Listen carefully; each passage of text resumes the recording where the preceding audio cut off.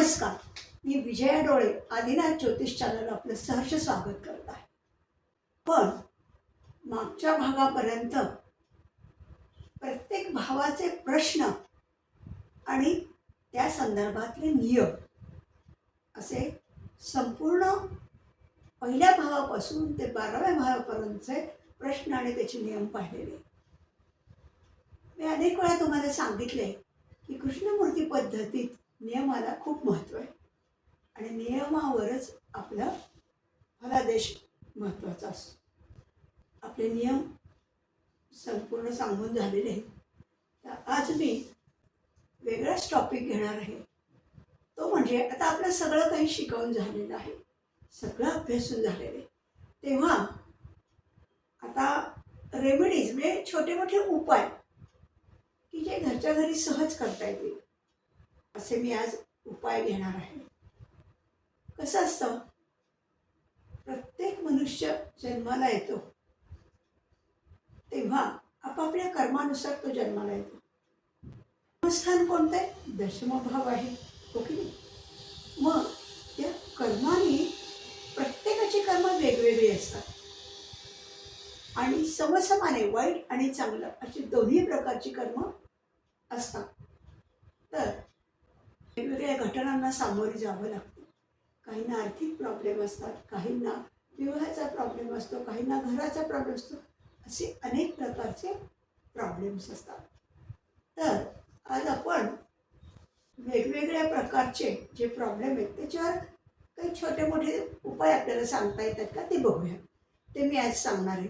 तसंच रवीपासून रवी, चंद्र, मंगळ, बुध, गुरु, शुक्र, शनी, राहू आणि केतू हे सगळे 9 ग्रह जे आहेत तर बिघडले किंवा स्ट्रॉंग करण्यासाठी, बिघडले नाही पण तरी पण त्याची पॉवर जास्त करण्यासाठी आपण त्याचे पण काही उपाय घेणार आहोत, म्हणजे रेमेडीज घेणार आहोत. प्रत्येकाच्या एक दोन का होईना ते पण आज घेणार आहे. आणि जनरल पण घेणार, विवाहासाठी म्हणा, नंतर कोर्टाचा प्रॉब्लेम सॉल्व्ह करण्यासाठी, असे छोटे मोठे आपण रेमेडीज घेणार आहोत. तर पण सर्वप्रथम ग्रहांच्या याच्यानं रेमेडीज घेऊयात. आजच्या या भागामध्ये मी रेमेडी घेणार आहे. अजूनही एक भाग लागेल असं मला वाटते. तरी मी रेमेडी, हजारो रेमेडी आहेत पण मी आपल्या तुरळकच दिलेले आहेत, खूप काही दिलेलं नाही आहेत. 2-4 अशा दिलेल्या आहेत. आणि एक मात्र नेहमी लक्षात ठेवा की रेमेडीज, उपाय, तोडगे हे नेहमी तुम्हाला धैर्य देण्यासाठी, मानसिक क्षमता वाढवण्यासाठी असतात. त्यांनी कुठल्याही प्रकारची घटना बदलत नाही. घटना ही ज्या वेळेला घडणार आहे त्याच वेळेला घडणार आहे. परंतु एखादी भविष्यकाळातली घटना खूप सुंदर आहे, छान आहे सगळं भविष्यकाळ ना, आत्ताचा जो 1 वर्षाचा पिरियड, 6 महिन्याचा पिरियड असा जो काय आहे तो आपल्याला वाईट आहे की त्याच्यातनं बाहेर पडणं महत्त्वाचं आहे. ते बाहेर पडण्यासाठी आपल्याला या तोडग्यांची म्हणा, रेमेडीजची म्हणा गरज भासते. त्याच्यावर कुठल्याही प्रकारच्या घटना अवलंबून नाही, हे स्पष्ट मी तुम्हाला सांगते. परंतु त्या रेमेडीजने तुम्हाला मानसिक ताकद मिळते किंवा चांगल्या घटनांपर्यंत पोहोचण्यासाठी तुम्ही उभे राहू शकता. त्या कधी आध्यात्मिक असतात, कधी व्यावहारिक असतात, कधी तांत्रिक असतात, कुठल्याही प्रकारच्या घटना असतात. तर आपण आज आता रेमेडीजवर, उपाय याच्यावर आपण हा भाग घेतो. तर मी आता काय करतो, आपण प्रथम ग्रहानुसार उपाय किंवा रेमेडीज बघूयात. पहिला रवी. आता कसं असतं बघा, ह्या कोणताही ग्रह हा माझा चांगला आहे का वाईट आहे हे समजायला तुम्हाला ज्योतिषाकडे जायला लागेल. पण तसं नाही आहे. मी तुम्हाला जे सांगते की काही घरातनं तुम्हाला समजतात की अमुक अमुक गोष्टी माझ्या बाबतीत घडत आहेत, त्याच्यानं तुम्हाला समजू शकतो की हा ग्रह आपला बिघडला आहे.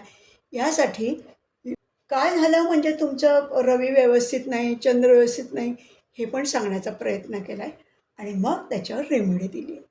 आलं का लक्षात? हे दरवेळेला तुम्हाला ज्योतिषाकडे जाण्याची गरज नाही. हां, आता पहिला रवी.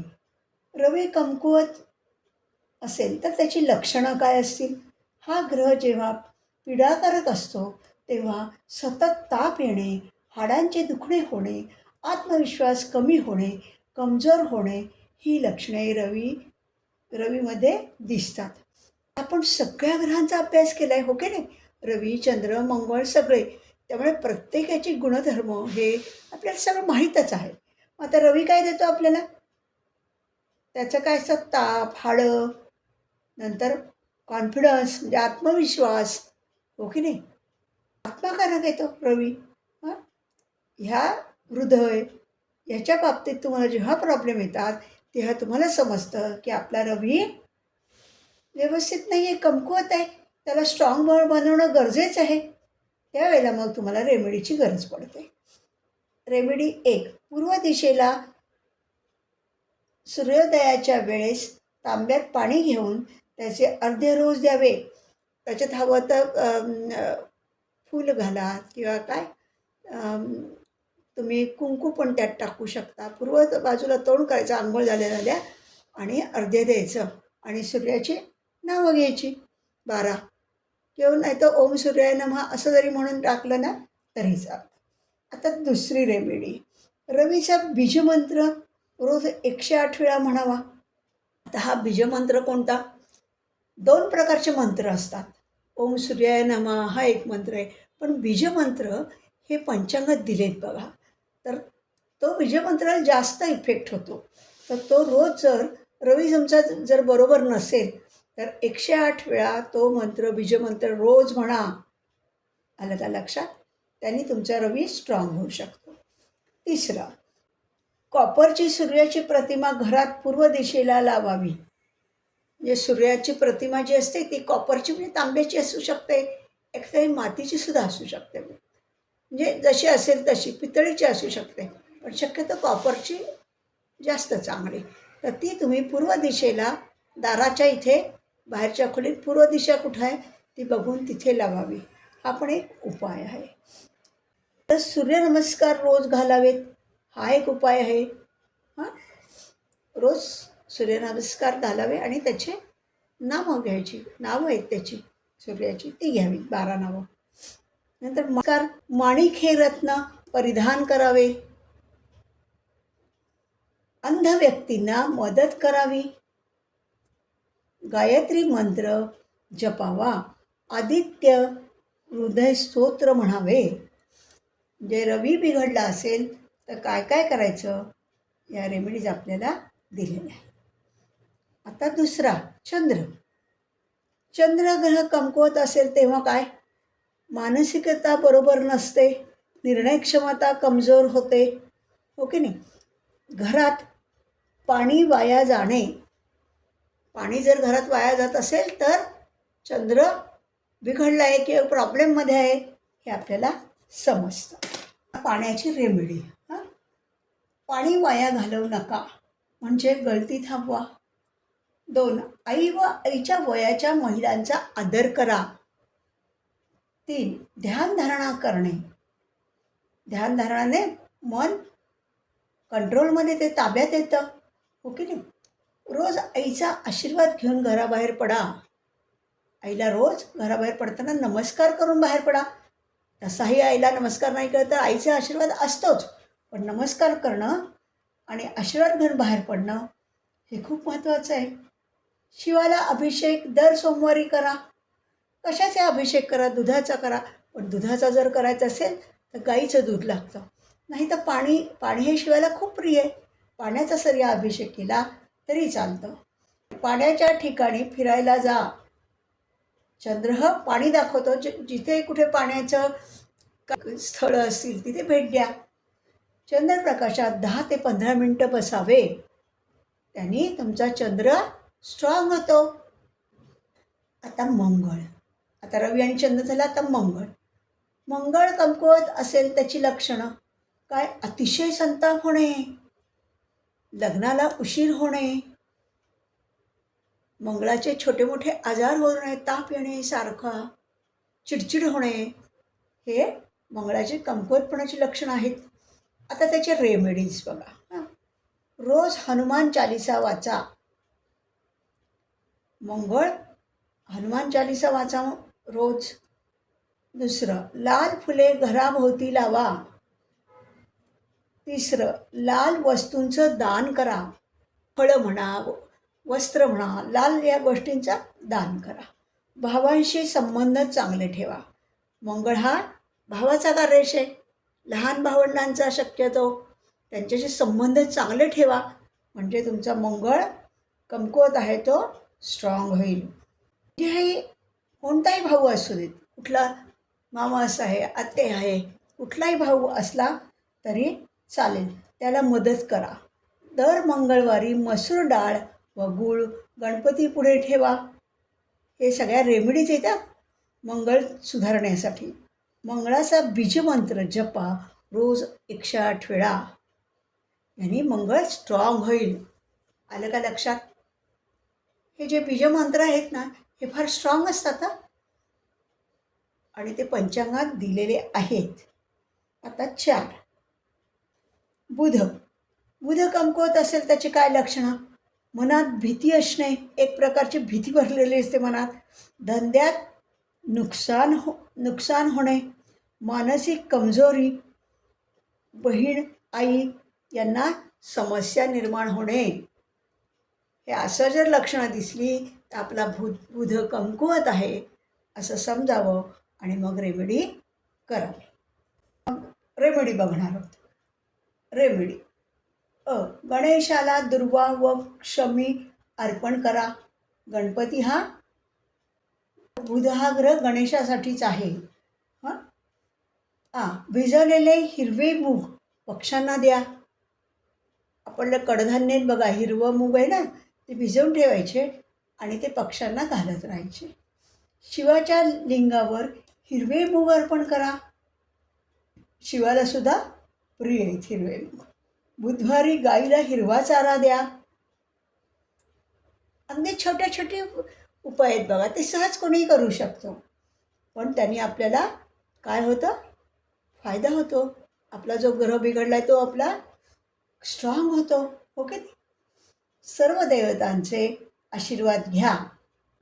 सर्व देवतांचे आशीर्वाद मिळतात ना यामुळे. त्या सनातन ह्याच्यात काय आहे, गाईच्या पोटात किती आहे, 33 कोटी देव आहेत असं म्हणतो ना आपण. त्यामुळे देवांचे आशीर्वादसुद्धा तुम्हाला मिळतील. बुधवारी एखादे तरी झाड लावा. त्यातून बेलाचे झाड तर अतिशय उत्तम. कुठलंही झाड तुम्ही लावलं तरी चालेल, पण बेलाचं असेल तर जास्त चांगलं. नंतर पुढचा, बत्तासा इलायची यांचं जल शिवाला अर्पण करा. जे बत्तासा आणि विलायची आपली असते ना, इलायची, यांचं पाणी करायचं आणि ते जल शिवाला अर्पण करा. याने पैसा येईल व अकाल मृत्यू टळेल. आता बुध झाला. आता गुरु कमकुवत असेल त्याची काय लक्षणं? पण पदोन्नती, मान सन्मान व यश मिळत नाही. कित्येक वर्ष काम करून सुद्धा आपल्याला वरची पोस्ट मिळतच नाही. मान सन्मान, जिथे जाऊ तिथे अपमान होतो. अशा वेळेला किंवा चटकन यश मिळत नाही. लक्षात घ्यायचं की आपला गुरु बरोबर नाही. आता रेमेडी बघूयात गुरुच्या. आता गुरुच्या रेमेडी. रोज गुरुदेव दत्त हा मंत्र म्हणा. सगळ्यांना माहिती आहे की गुरुवार हा कुणाचा आहे? दत्तगुरूंचा आहे. हा मंत्र पण अतिशय चांगला आहे. हळदीचा टिळा लावा. बाहेर पडताना हळदीचा टिळा म्हणजे कसा लावायचा? थोडंसं पाणी घेऊन तो हळदीचा टिळा कपाळाला लावून जायचं बाहेर. केळी दान करा. गुरुवारी केळी दान करणं पण अतिशय शुभ आहे. गुरूंचा आशीर्वाद घ्या. गुरु असतील तर त्यांचा आशीर्वाद नक्कीच घ्या. आचरण चांगले ठेवा. आचरण चांगले असेल तर कुठलेही प्रश्न निर्माण होणारच नाहीत. हो की नाही? लक्ष्मीनारायण मंदिरात हरभरा डाळ गूळ ठेवा. कधी? तर गुरुवारी. त्यांनी सुद्धा तुमचा गुरु अतिशय उत्तम होतो. हळद पाण्यात टाकून आंघोळ करा. रोज आपण आंघोळ करतो ना, तर एक चमचा हळद टाकायची आणि मग तुम्ही आंघोळीला जायचं. त्याने सुद्धा गुरु बलवत्तर होतो. हा एक विवाहाचा सुद्धा तोडगा आहे किंवा उपाय आहे असं म्हणू शकतो आपण. ते पुढे बघूच. आता हे गुरुचं झालं. आता शुक्र. शुक्र कमकुवत असं त्याची काय लक्षणं असतात? पती पत्नीमध्ये सारखा कलह असतो. गुप्त व त्वचा रोग निर्माण होतात. वैवाहिक समस्या निर्माण करतो. शुक्र हा विवाहाचा कारक आहे, हो की नाही? असं जेव्हा होतं तेव्हा समजावं की आपला शुक्र बलवत्तर नाही आहे, कमकुवत आहे. मग त्याच्या रेमेडी बघायच्या आपण. आलं लक्षात? आता त्याच्या रेमेडी. एक, काय? गायीची सेवा करा. शुक्र जेव्हा बिघडला असतो तेव्हा गायीची सेवा करा. सेवा करा म्हणजे काय? गाईला चारा घाला, नंतर गायीची पूजा करा किंवा गायीचं जितकं जमेल तितकी सेवा करा त्याची. नंतर सफेद वस्त्राचे व सफेद वस्तूंचे दान करा. सफेद म्हणजे कुठल्या वस्तू असतील? साखर आली बघा, नंतर काय आलं? दूध आलं. सफेद गोष्टींचं दान करा. कुणालाही करा किंवा मंदिरात केलं तरी चालतं. चांदीचे छत्र भगवती मातेला अर्पण करा. छत्र चांदीचं बनवा, छोटं काही ना बनवा आणि ते भगवती मातेच्या देवळात जाऊन अर्पण करा. हा पण एक चांगला उपाय आहे बरं का. आता शनी. शनी कमकुवत असेल त्याची लक्षणं काय? प्रत्येक कामात कष्ट तरी अपयश. म्हणजे कितीही कष्ट केले तरी यशच येत नाही. 7:30 सगळे हिरावून घेतले जाते ना. 7:30 काय होतं तुम्हाला? जे काय आहे नाही ते तुमच्यापासून दूर जातं. नातेवाईक सगळंच पीडाकारक असते, हो की नाही? अनेक प्रकारच्या पीडा शनी देतो तुम्हाला. मग हे जेव्हा तुमच्या लक्षात येतं तेव्हा लक्षात येतं की शनी आपला काही बरोबर नाही. तेव्हा रेमेडीमध्ये काय येईल? हनुमानाची कोणती का असना उपासना करा, कोणती पण करा. हनुमान चालीसा म्हणा, हनुमानचा मंत्र म्हणा. आलं का लक्षात? नंतर शनिवारी हनुमानाचं दर्शन घ्या. हे कुठल्याही रेमेडीज असल्या तरी चालतील. नंतर शनिवारी काळी वस्तू दान करा. कोणत्याही काळ्या वस्तू दान करा. म्हणजे काळं कापड घ्या. नंतर काळं काय? तीळ काळे दान करा कुणाला काळ्या ज्या काही काळ्या वस्तू असतील त्या तुम्ही दान करा. नंतर पुढचं काय? शनीचा बीजमंत्र 108 वेळा म्हणा. कुठल्याही ग्रहाच्या याला त्याचा बीजमंत्र 108 वेळा म्हणणं अतिशय बेस्ट आहे. ती एक रेमेडी आहे. हां, शनीचे उपरत्न अमेथिस्ट मधल्या बोटात वापरा. शनीचं रत्न आपण घालत नाही. का बरं? शनी चांगला आहे का नाही हे बघावं लागतं. नाहीतर चांगला नसेल तो फटका देतो जोरात. त्यापेक्षा त्याचं उपरत्न अमेथिस्ट म्हणून व्हायलेट कलरचं मिळतं. तर ते साधारण 3-4 कॅरेट्स, 4 तरी कॅरेटचं तुम्ही घालावं मधल्या बोटामध्ये. पुरुषांनी मधल्या बोटामध्ये उजव्या हाताच्या आणि लेडीजने डाव्या हातामध्ये मधल्या बोटात. आणि ते चांदीत करून साधारण जर मोठी माणसं असतील त्यांनी 3-4 कॅरेटचं तरी कमीत कमी घालावं. आणि त्यांनी काय होतं, त्याचा संकल्प करायचा आणि मग ते घालायचं. म्हणजे काय होतं? संकल्प केला म्हणजे घातल्यावर तुम्हाला फायदा मिळतोच, पण संकल्प केल्याने मात्र तो त्या दिशेने फायदा देतो. आपण जे बोललं असतो ते बेसिकली हे रत्न तुमच्या तब्येतीसाठी आहे. म्हणजे 7:30 तर हे घालावंच, नक्कीच घालावं. आणि तब्येत तुमची सांभाळते. आणि इतकं ते चांगलं स्ट्रॉंग आहे की ते कुठल्याही परिस्थितीत तुम्हाला ॲक्सिडेंटपासून वाचवतं, रोगांपासून वाचवतं. सगळ्या ह्याच्यापासून तुम्हाला फायदा देतं. त्यामुळे हे रत्न अवश्य घालावं.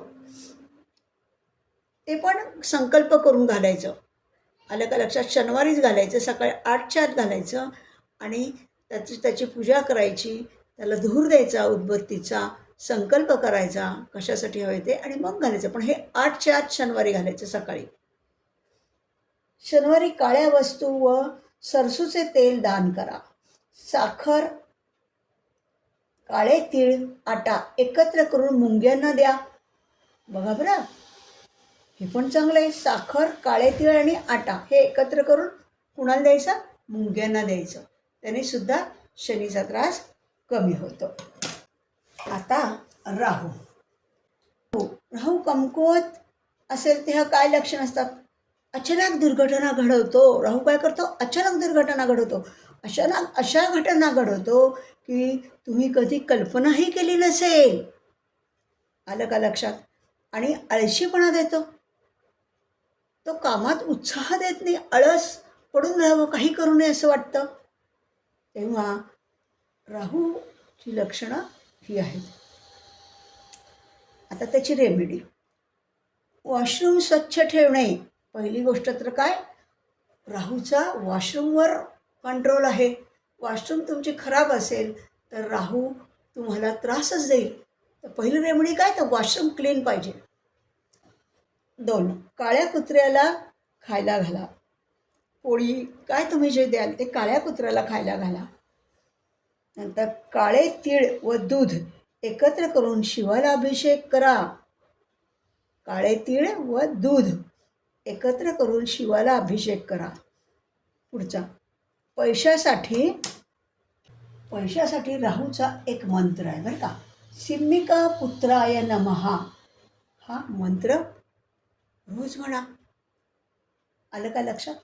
3, वॉशरूममध्ये काचेच्या डिशमध्ये 5 कापूर, थोडी तुरटीचा तुकडा, 5 लवंग, खडे मीठ ठेवा.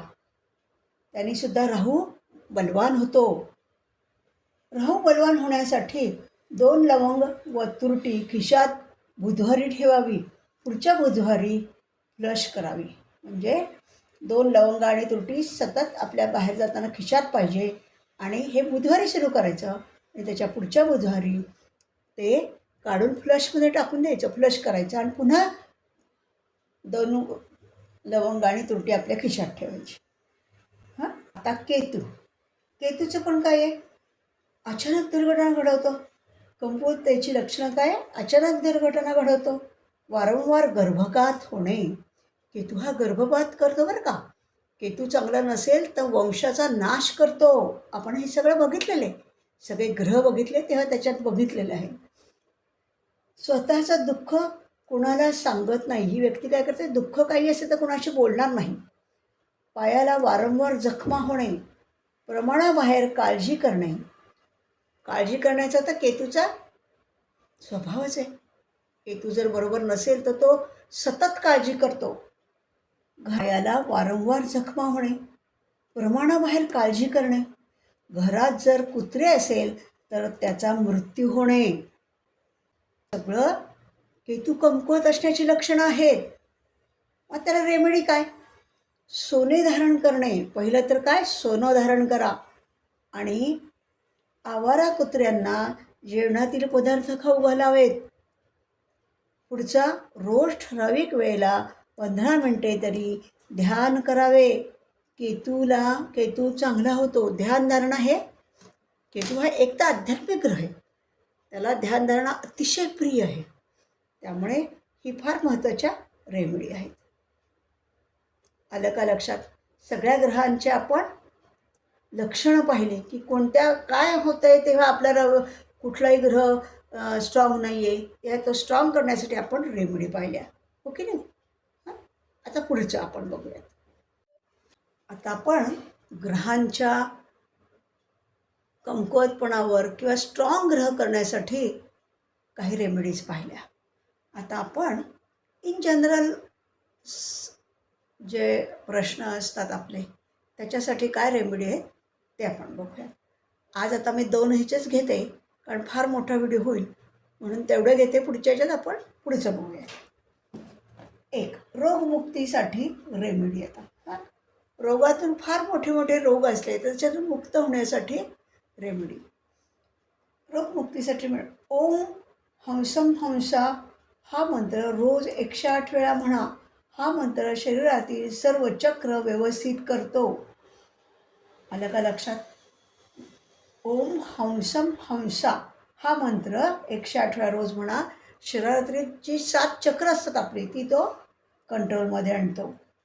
दुसरं, तेजपत्ता, लवंग, इलायची बाऊलमध्ये घेऊन दर शनिवारी जाळावे व ती धुरी घराला द्या. याने रोगमुक्ती होते. आलं का लक्षात? तेजपत्ता आपल्या मसाल्यातला असतं ना, तो घ्यायचा. नंतर लवंगा आणि इलायची बाऊलमध्ये घ्या आणि ते दर शनिवारी जाळून घराला सगळ्या फिरवा. म्हणजे घरातली निगेटिव्हिटी किंवा काय जे सगळे रोगमुक्तीसाठी हे अतिशय चांगले. काळी मिरी उशाखाली रात्री झोपताना ठेवा व झोपून उठल्यावर मंदिरात जाऊन शिवाला अर्पण करा. कोणतेही आजार बरे होतात. आता कोणत्याही हाताच्या मधल्या बोटात ॲमेथिस या खड्याची अंगठी चांदीत करून शनिवारी घालावी. ह्यात आपण मग शनीच्या ह्याच्यात पाहिले ना, तो रोगमुक्त होणार आहे खडा ॲमेथिस्ट. तो खडा तुमच्यावर जर संकट आलं तर तुटून पडेल, पण तुम्हाला काही होणार नाही. इतका स्ट्रॉंग खडा अतिशय चांगला आहे. तो सकाळी 8च्या आत संकल्प करावा. ही मुख्यतः आजारासाठी आहे. तसेच मुलांना दृष्ट लागू नये म्हणूनही गळ्यात घालता येते. खूप जास्त आजारी असल्यास मृत्युंजय मंत्राचा जप 1.25 लाख करावा. तो गुरुजींकडनं तुम्ही देवळात करून घेतला तरीही चालतो, पण तो करावा. जेव्हा तब्येत जास्त असते तेव्हा मृत्युंजय मंत्राचा उपयोग होतो. नंतर व्याधीसाठी मृत्युंजय महादेव त्राही माम शरणांगत जन्ममृत्युजरा व्याधित पीडितं कर्म बंधनैहि. हा मंत्र आहे बघा. व्याधीसाठी मृत्युंजय महादेव त्राही माम शरणांगत जन्ममृत्युजरा व्याधित पीडितं कर्म बंधनैहि. हा व्याधीसाठीच मंत्र आहे. आता पुढचं कुंजिका स्तोत्र. हे सुद्धा आजारावर आहे. संकल्प करून कुंजिका स्तोत्र रोज म्हणावं. करणी बाधा, वास्तुदोष यासाठी संकल्प करून म्हणावे. नवनाथ पोथी वाचनाने आजार, बाधा, कर्ज यातून बाहेर पडता येते. पुढचं शिवलीलामृत पोथीचे वाचन केल्याने मनःशांती, घरातील वाईट शक्ती, बाधा निघून जातात. आता आर्थिक परिस्थितीत सुधारणा. आर्थिक प्रॉब्लेम असतात सगळ्यांना पैशाचे, हो की नाही? त्यासाठी काय बरं रेमेडीज आहेत? पहिलं, रोज विष्णू सहस्त्रनामाचा पाठ करावा. नंतर दुसरं, ओम श्रीं नमः हा मंत्र रोज जपावा. 108च्या 20 माळा जपा, फायदाच होतो. आर्थिक परिस्थिती हा खूपच जणांचा प्रश्न असतो. अनेक त्याच्यावर रेमेडीज आहेत, पण मी 1-2-4 ते दिलेले आहेत. पैशासाठी राहूचा एक मंत्र आहे, सिम्मिका पुत्राय नमः. बरं का? पुढचा, लक्ष्मी स्थिर राहण्यासाठी, कार्यसिद्धीसाठी, कर्ज न होण्यासाठी श्री मंगल चंडिका स्तोत्र 5 मंगळवार ठराविक वेळेला म्हणावे. नंतर शेवटी मसूर डाळ, गूळ, लाल वस्त्र, लाल फळे दान करावेत. पुढचं, रोज सायंकाळी देवापुढे गाईच्या तुपाचा दिवा लावावा. त्याने सुद्धा लक्ष्मी येते. पुढचं, देवी महात्म्य पोथी वाचावी. आर्थिक प्रश्न सुटतात. रोज 1 अध्याय वाचला तरी चालतं. पुढचं, गुरुचरित्र ह्याचे वाचन केल्याने प्रमोशन, मनःशांती मिळते, बाधापासून मुक्ती मिळते. दर गुरुवारी 3 केळी दान करा. पुढचं, विष्णू उपासना करा.